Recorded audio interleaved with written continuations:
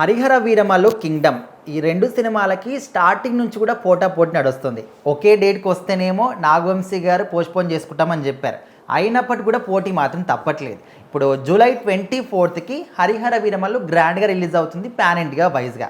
అయితే ఇప్పుడు 31కి July 24కి 31కి maximum ఒక 1 వీక్ గ్యాప్ ఉంటుంది.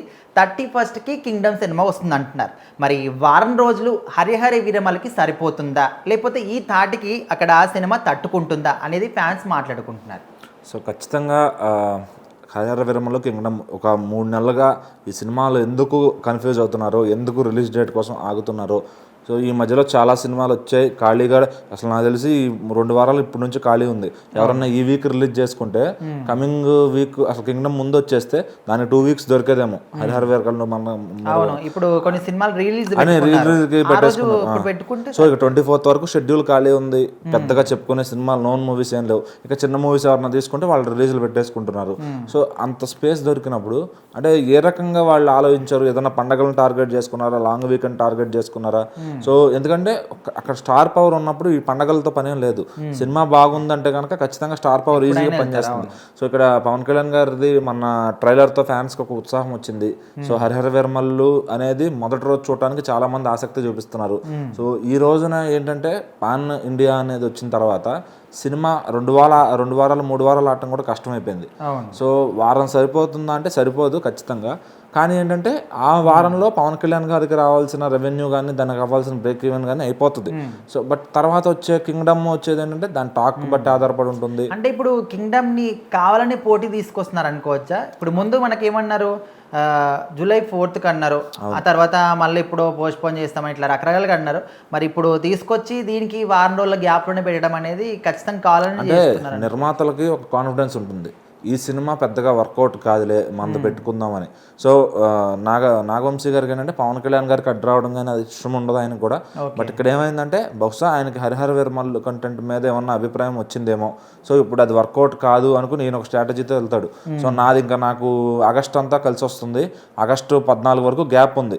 మళ్ళీ వెంటనే వార్ 2 సినిమా కూడా ఈయనే తీసుకున్నాడు, 80 కోట్లు పెట్టి దక్కించుకున్నాడు. సో బ్యాక్ టు బ్యాక్ ఈయన మూవీస్ రావాలని ఒక స్ట్రాటజీతో ఈయన వెళ్తున్నాడు. సో ఖచ్చితంగా అది హరిహర వీరమల్లు ఎలా ఉన్నా ఒకవేళ బాగోకపోని పవన్ కళ్యాణ్ గారికి వచ్చిన నష్టం ఏమీ లేదు. ఎందుకంటే ఆయన సినిమా చూసే ఆడియన్స్ ఆయన చాలా మంది ఉన్నారు. విజయ్ దేవరకొండ లాంగ్ రన్ ఏదైతే వస్తుందో అది పవన్ కళ్యాణ్ గారికి మొదటి రోజే రావచ్చు. సో అంత తేడా ఉంది, వ్యత్యాసం అనేది అంత ఉంది. సో హరిహర వీరమల్లు కానీ హిట్ అయింది అనుకోండి, ఖచ్చితంగా కింగ్డమ్ ప్రమాదంలో పడే ఛాన్స్ ఉంది. అయితే కింగ్డమ్ సినిమా ఏదైతే ఉందో అది వర్కౌట్ అయితే కనుక Vijay Deverakonda career best market వస్తుంది. సో లాస్ట్ గీతా గోవిందం సినిమాని ఇప్పుడు దాకా ఏ టైర్ 2 హీరో కూడా దాటలేకపోతున్నాడు ఒక నార్మల్ సినిమాతో. పాన్ ఇండియా సినిమాతో నాని గారు వచ్చినప్పటికీ కూడా దాటిన ఛాన్స్ లేదు.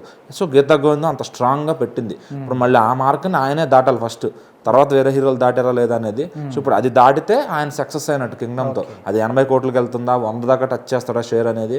సో 100 దాకా టచ్ చేస్తే ఇంకా ఆయన టైర్ 1కి వెళ్ళిపోయినట్టే. సో మంచి ఫ్యాన్ బేస్ ఉంది, కావాల్సిందల్లా ఒక మంచి సినిమా.